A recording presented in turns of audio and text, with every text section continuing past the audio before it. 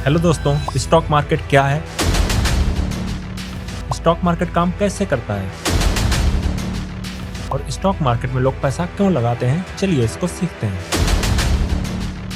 Stock market को share market या equity market भी कहते हैं। स्टॉक मार्केट एक प्लेटफॉर्म है जहां पर पब्लिक लिस्टेड कंपनियों के शेयर खरीदे और बेचे जाते हैं। जैसे कि आप सब्जी मंडी में जाते हैं सब्जियां खरीदने, वैसे ही आप स्टॉक मार्केट में स्टॉक खरीद सकते हैं। एक तरीके से आप इसे स्टॉक की मंडी बोल सकते हैं, क्योंकि यहाँ पर आप स्टॉक्स को बाई और सेल कर सकते हैं। अब क्वेश्चन राइज होता है कि स्टॉक या शेयर क्या है।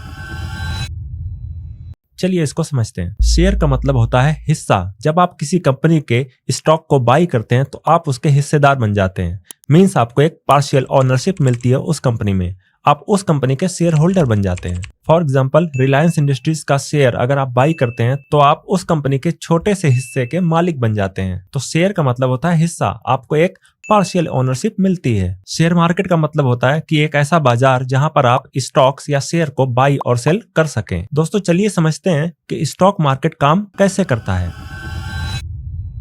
जब किसी कंपनी को अपने बिजनेस को बढ़ाने के लिए कैपिटल की रिक्वायरमेंट होती है, पैसे की रिक्वायरमेंट होती है, तो वो अपने शेयर्स को बेचती है ताकि वो कैपिटल रेज कर सके। तो स्टॉक मार्केट कंपनियों को एक प्लेटफॉर्म देता है जिससे कि वो कैपिटल रेज कर सके। जब कोई कंपनी पहली बार अपने शेयर बेचती है तो उसे कहते हैं IPO, initial public offering. IPO के बाद कंपनी स्टॉक मार्केट में लिस्ट हो जाती है और आप उसके शेयर को आसानी से बाई और सेल कर सकते हैं। स्टॉक को खरीदने और बेचने का काम स्टॉक एक्सचेंजेस पर होता है। इंडिया में मेनली 2 स्टॉक एक्सचेंजेस हैं। पहला BSE बॉम्बे स्टॉक एक्सचेंज और दूसरा NSE national stock exchange. Stocks को खरीदने और बेचने का काम ब्रोकर्स के थ्रू होता है, जैसे कि Zerodha, Groww, Angel One, Upstox etcetera. इन प्लेटफॉर्म्स पर आप अपना अकाउंट खोलते हैं जिसे कि डीमैट अकाउंट कहते हैं, और फिर आप आसानी से स्टॉक्स को बाई और सेल कर सकते हैं। नीचे डिस्क्रिप्शन में आपको लिंक मिल जाएगा Zerodha, angel One, up stocks और ग्रो का, जहां से आप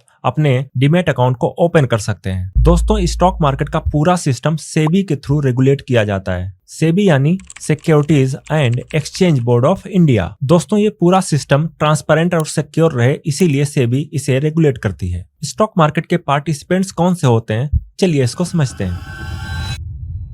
पहली होती है कंपनीज, जो कि स्टॉक इशू करती हैं कैपिटल रेज करने के लिए। दूसरे होते हैं इन्वेस्टर्स, ये कोई व्यक्ति या इंस्टीट्यूशन हो सकता है जो कि स्टॉक्स को बाई और सेल करता है ताकि उसे अपने इन्वेस्टमेंट पर अच्छा रिटर्न मिल पाए। तीसरे होते हैं ब्रोकर्स, ये इंटरमीडियरीज होती हैं जो कि इन्वेस्टर्स के बिहाफ पर स्टॉक को बाई और सेल करती हैं, जैसे कि Zerodha, Groww, Angel One, Upstox etcetera. Fourth होते हैं एक्सचेंजेस, ये एक ऑर्गेनाइज्ड मार्केट प्लेस होता है जहां पर की स्टॉक्स को बाई और सेल किया जाता है। इंडिया में 2 ही स्टॉक एक्सचेंजेस हैं, BSE और NSE। अब सवाल उठता है कि स्टॉक मार्केट में लोग पैसा क्यों लगाते हैं।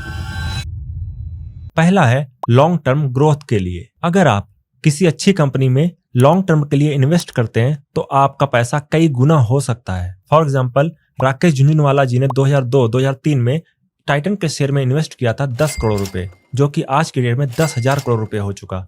मींस उनकी वैल्यू 1000x हुई है। अगर आपने 1 लाख केवल इन्वेस्ट किया होता 2002-2003 में तो आज उसकी वैल्यू 10 करोड़ होती। अगर आपने विप्रो के शेयर में 1980 में केवल 1000 रुपए इन्वेस्ट किया होता तो आज उसकी वैल्यू होती 80 करोड़ रुपए। तो स्टॉक मार्केट में लोग लॉन्ग टर्म ग्रोथ के लिए इन्वेस्ट करते हैं ताकि उनका पैसा कई गुना हो सके। दूसरा है डिविडेंड। कुछ कंपनीज अपने प्रॉफिट को शेयर होल्डर्स में डिस्ट्रीब्यूट कर देती हैं, इसे ही डिविडेंड कहते हैं। ये एक तरीके से स्टॉक मार्केट से रेगुलर इनकम जनरेट करने का एक तरीका है। तीसरा है शॉर्ट टर्म ट्रेडिंग। लोग स्टॉक मार्केट में शॉर्ट टर्म ट्रेडिंग के लिए भी इन्वेस्ट करते हैं। ये कुछ मिनट्स के लिए भी हो सकता है, 1 दिन के लिए भी हो सकता है, 10 दिन के लिए भी हो सकता है और कुछ हफ्तों के लिए भी हो सकता है। ट्रेडिंग में लोग स्टॉक्स को या ऑप्शंस को बाई और सेल करते हैं ताकि उनको कुछ पर्टिकुलर टाइम में ही बहुत अच्छा रिटर्न मिल सके। इसमें वोलेटिलिटी ज्यादा होती है तो इसमें रिस्क ज्यादा होता है। फोर्थ केस आता है टू बीट इन्फ्लेशन। लोग महंगाई को बीट करने के लिए भी स्टॉक मार्केट में इन्वेस्ट करते हैं, क्योंकि इन्फ्लेशन